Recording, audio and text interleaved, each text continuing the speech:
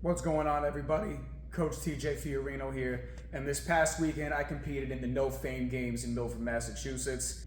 But we're here to talk about exactly what are the Highland Games. I've had a lot of people ask me over the past couple of days exactly what the games are, how I prepared for it, my thought process behind getting ready for the event, of the immense history and tradition that are embedded in the Highland Games. The games have their origins in ancient Scotland and ancient Ireland, but really kind of came to fruition in 1040 AD through King Malcolm III of Scotland.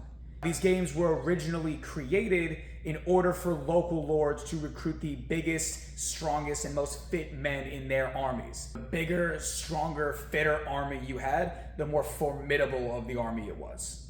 You didn't know that Coach was an artist on the low. The winners of different events, based on the event that you were competing in, were then selected to be different parts of the military. The bigger, stronger winners in the competitions like weight for height, shot put, caber toss, hammer throws, were then recruited as soldiers, while those participating in the foot races were then used as messengers. These games have since evolved. We're cutting that out with voice crack.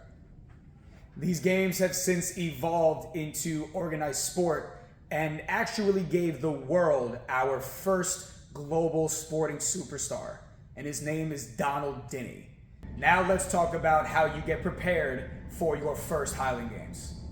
Some training goals to keep in mind when preparing for your first Highland Games. General strength.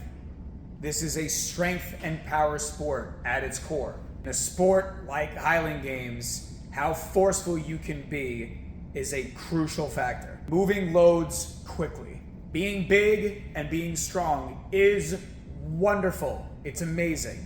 But nobody cares how much you bench press if you're slow. Sport in general, the quicker, faster person wins.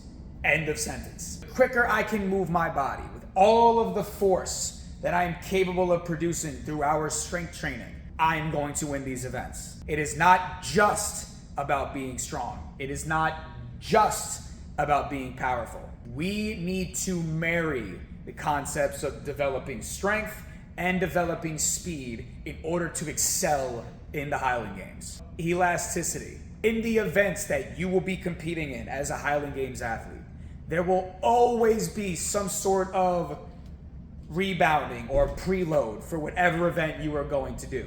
Hammer before you throw it. Rock for the shot put. Our muscles act like rubber bands. When they're stretched, they want to come back. If we can train the effectiveness and the efficiency on how well we can rebound and redirect that force, it is going to help us produce force in a shorter period of time. We are able to move or throw and implement a little bit faster. And that is the goal of the Highland Games. Remember, we are a throwing sport. So what does sport-specific training look like for the Highland Games? I'll tell you what it doesn't look like. It does not look like your sport. Now why? As strength and conditioning coaches, we are here to develop physical attributes, which when applied into practice can then enhance the sport that you are playing. If you want to get better at shot put, do you know what you need to do? Throw shot put. You're a baseball player. Your baseball specific training should not look like baseball practice. Same thing goes with football, basketball, lacrosse, bowling, whatever sport you play. Your sport specific training is your practice. You get better at 3-point shooting by shooting threes. So what does sport-specific training for the Highland Games actually look like? When we speak of duration, how long are you competing? How intense are the efforts? And how long do you recover? As Highland Games athletes, we are responsible for one max effort attempt at a time with full rest. As we get closer to our competition, our training should mimic that. The closer you are to competition, the more specific. The farther away from competition, the less specific. If you are 6 months out from your Highland Games competition, You should be training for general adaptations, generally getting stronger, generally increasing range of motion, prioritizing your weak points that can help build up your skill development for your sport. And then as we get closer to the competition, that's when things get a little bit more specific in terms of intensity, volumes, what have you. Planes of motion.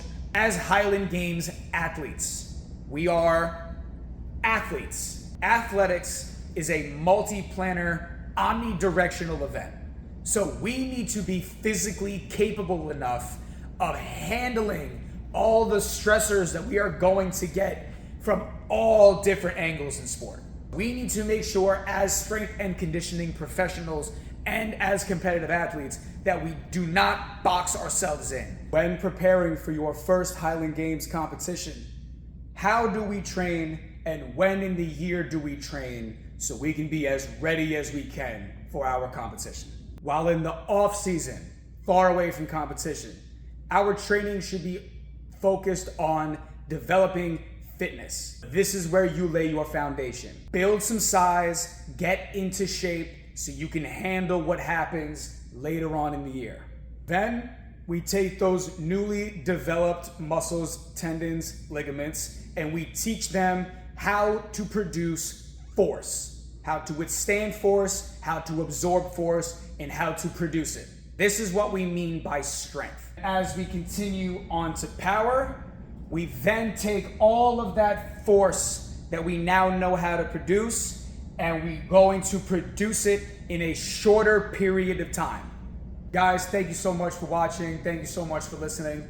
I want to give a big shout out to the No Fame Games. I was lucky enough to compete in your show this past weekend, and what a tremendous event you guys put on. Thank you so much for everything that you are doing for the sport of Highland Games, and I wish you nothing but success. Can't wait to see you guys next year.